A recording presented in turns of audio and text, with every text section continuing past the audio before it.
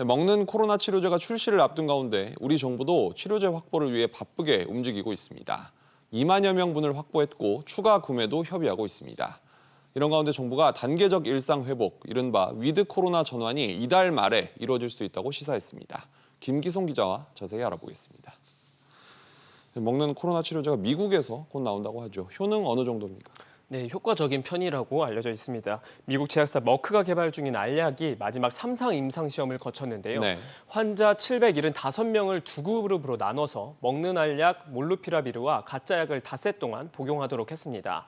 가짜약을 받은 환자들 가운데 14.1%가 입원 치료를 받았고 8명이 목숨을 잃었는데요. 반면 몰루피라비르를 복용한 환자 가운데 7.3%만 입원을 했고 사망자는 없었습니다. 네. 머크사 외에 화이자와 로슈도 먹는 치료제를 개발 중인데 정부는 세 개사와 협의를 진행 중이고 일단 2만 명분을 확보했습니다. 모두 4만여 명분을 구매할 수 있는 예산이 확보돼 있어서 추가로 구매 계약을 협의 중입니다. 또 약 가격이 얼마나 될지도 궁금한데 비싸진 않을까요?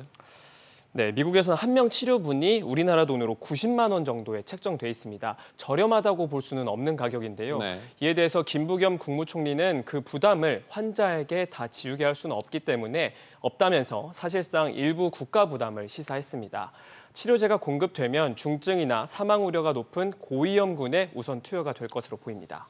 정부가 또 이르면 이달 말에 단계적 일상 회복, 이른바 위드 코로나로의 전환을 또 언급했는데 오늘은 어떤 내용이 나왔습니까? 네, 권덕철 보건복지부 장관은 국회에서 열린 보건복지위원회 국정감사에서 전 국민의 70% 이상, 특히 고령층 90%, 성인의 80%가 접종이 완료될 때 시작할 수 있다고 생각한다고 말했습니다. 네. 구체적인 시기는 10월 말에서 11월 초로 말을 했고요.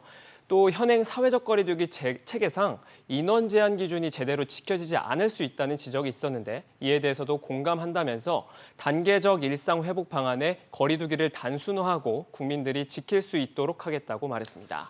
그렇군요. 어제부터는 고1, 2 청소년의 백신 예약이 시작이 됐죠. 예약률은 어떻게 나왔습니까? 네, 꽤 높은 편이었습니다. 어제 저녁 8시부터 예약을 시작해서 오늘 0시 기준, 그러니까 4시간 만에 20%가 넘는 예약률을 기록했습니다. 네. 대상자 90만 명 중에 약 19만 명이 예약에 참여한 겁니다. 그렇군요. 김 기자 잘 들었습니다.